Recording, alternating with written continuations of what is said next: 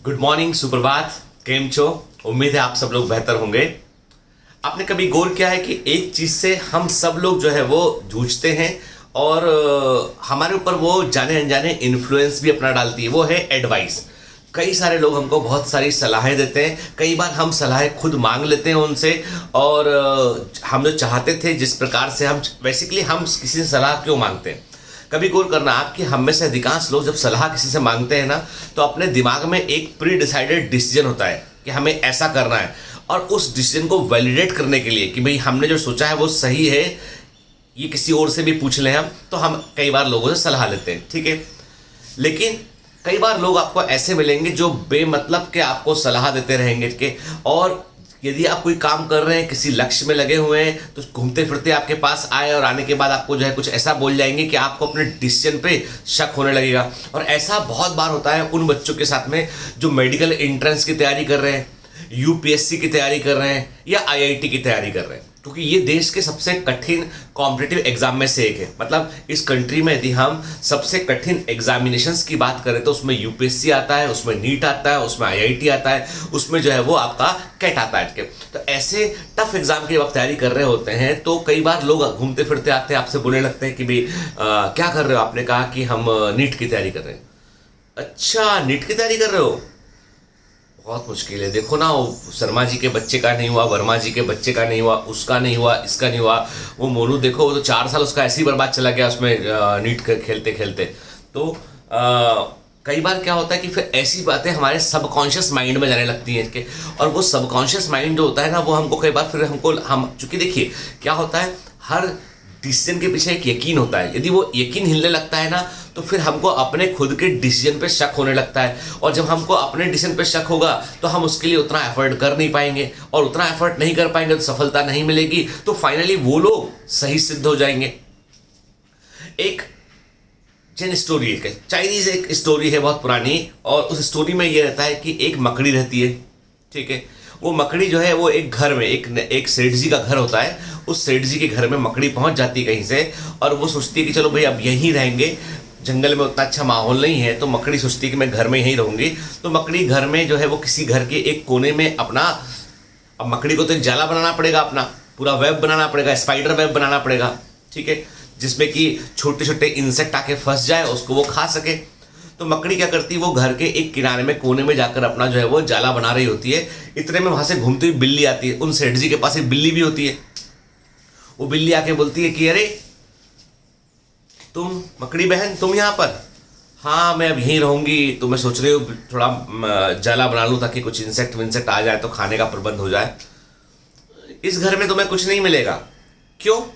इसलिए कुछ नहीं मिलेगा क्योंकि ये बड़ा साफ सुथरा घर है, सेठ जी बड़ा ध्यान रखते हैं इस घर का, तो यहाँ पर कीड़ा मीड़ा मिलना बहुत मुश्किल काम है, तुम गलत जगह पे जाला बना रहे हो। ये कोने वोने हैं, ये सफाई होती रहती है यहाँ पे, तुम्हारा जाला टूट जाएगा, कोई मतलब का नहीं है जाला बनाने के। वो बोलती मैं तो ऊपर बना रही हूँ लेकिन कोने पर। नहीं नहीं, तो भी कुछ भी करो, यहाँ पे नहीं मिलेगा, तो ये तुम्हारी गलत जगह है ये। ऐसा बोल के बिल्ली चली जाती है।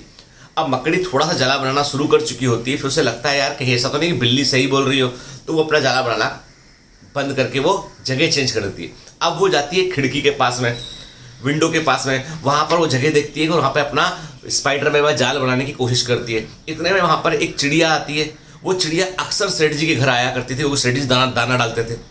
बोलती है अच्छा मकड़ी बहन, तुम जंगल से यहाँ आ गई हो? हाँ, मैं यहाँ आ गई हूँ, ये जाल बना रही हूँ अपना, यही रहूंगी मैं। तो वो चिड़िया बोलती कि नहीं भाई, यहाँ पे नहीं काम चलेगा तुम्हारा, क्योंकि एक तो हवा तेज चलती है इस खिड़की में, तो तुम्हारा जाल उड़ जाएगा, और जब जाल उड़ी जाएगा तो फिर तुमको कैसे मिलेगा, इतना तुम्हारा मेहनत पूरा बर्बाद चला जाएगा। तो फिर वो कहते हैं कि अरे यार ये भी सही बोल रही कि गलत, तो ऐसा तो नहीं कि मैं गलती कर रही हूँ उनके। तो फिर वो उस जाल को बनाना छोड़ के मकड़ी फिर आगे बढ़ जाती है। अब वो देखती है कि यार देखो वो कोना नहीं चल रहा है, खिड़की में नहीं लगा, तो एक पुरानी अलमारी कहीं होती है, तो उस पुरानी अलमारी के किसी कोने में वो अपना जाल बनाना शुरू करती है। जैसे ही जाल बनाना शुरू करती है तो वहां पर एक कॉकरोच आता है। वो बोलता है अरे तुम मेरे घर के पास हो, मेरे पड़ोसी हो ने? मकड़ी बोलती हाँ मैं यहीं रहूंगी, अब जरा जाल बना रही हूँ अपना। तो कॉकरोच बोलता है यहाँ कोई मतलब का नहीं है। तो बोलती है वो अब क्या प्रॉब्लम है भाई? बोलता है कि नहीं नहीं, ये चूंकि ये पुरानी अलमारी है ना, इसको सेठ जी बेचने के बारे में सोच रहे हैं, किसी भी दिन कबाड़ में इसको निकाल देंगे तो आई पूरी मेहनत चली जाएगी ये। अब मकड़ी को लगता है कि यार ये तो बहुत हो गया, मतलब कि कहीं जगह ही नहीं मिल रही। तो मकड़ी जो है उदास होकर कोने में कहीं बैठ जाती है और उसको लगता है कि आज तो मेरे को भोजन भी नहीं मिल पाएगा, मैंने 3 बार थोड़ी थोड़ी मेहनत किया, तीनों बार का मेरा मेहनत भी बेकार चला गया, उदास बैठी होती है। तभी वहाँ से एक चींटी गुजर रही होती है, तो चींटी बोलती है, अरे मकड़ी बहन तुम इतनी उदास क्यों बैठी हो? तो बोलती है कुछ नहीं, मैं जाल बनाने की कोशिश कर रही थी, लेकिन यह है कि मैं दीवार पर बनाई तो ऐसा हो गया, दीवार के कोने पर बनाई तो वो मना कर रहे हैं, और यहाँ खिड़की में नहीं बन सकते, अलमारी में। तो वो चींटी बोलती तुम इतनी सुनती क्यों हो किसी की? बोलती मतलब क्या? बोलती कि देखो ऐसा है कि जब तक तुम लोगों की फ्री में एडवाइस लेते रहोगे, जब तक लोग चलते फिरते तुमको लेफ्ट और राइट एडवाइस देते रहेंगे, आपको वो आगे नहीं बढ़ने देंगे, क्योंकि उनको प्रॉब्लम इस बात से कहीं आप कहीं जम ना जाए, कहीं वहां पे आप सेटल डाउन ना हो जाए, कहीं आप आगे ना निकल जाए, कहीं आपको रिसोर्सेज ना मिल जाए। तो लोगों को इस बात की बड़ी समस्या है, इसलिए वो आपको चाहते हैं कि आपको लेवल अप करके डाउन करके बाहर निकाल दें। इसलिए तुमको सबने रोका, तुम किसी की मत सुनो, तुमको जहां उचित लगता है अपने निर्णय के अनुसार वहां पर अपना जाल बनाओ, बड़ा जाल बनाओ और ईश्वर पर भरोसा रखो, सब ठीक होगा। मकड़ी को बात समझ में आती है कि हाँ, मेरी जो मेहनत है वो 3 बार इसलिए व्यर्थ चली गई क्योंकि मैंने दूसरों की सलाह को सुना।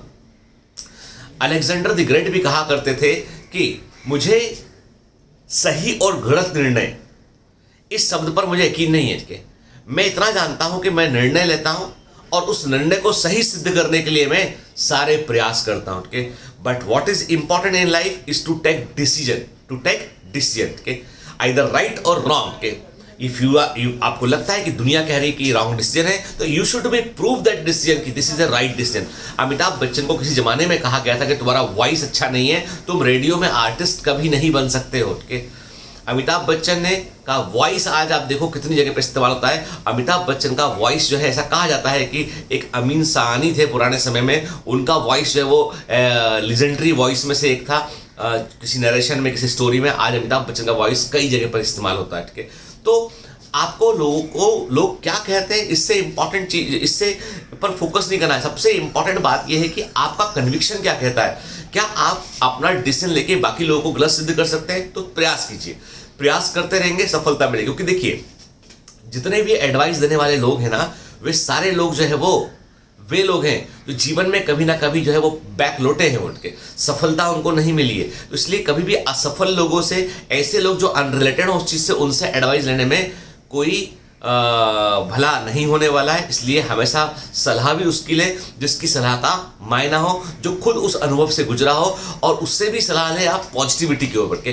कई लोग सफल होने के बाद बोलते हैं अरे ऐसा नहीं होता, वैसा नहीं होता। नहीं, कई लोग क्या होता है वो नेगेटिविटी से भरे होते हैं। तो आप ऐसे नेगेटिव लोगों से दूर रहिए, हमेशा जिंदगी पर पॉजिटिविटी पर फोकस कीजिए, निर्णय लेने पर यकीन रखिए, अपने सबकॉन्शियस माइंड को ट्रेन कीजिए कि आप सफल होंगे होंगे होंगे। Have a great day, all the best.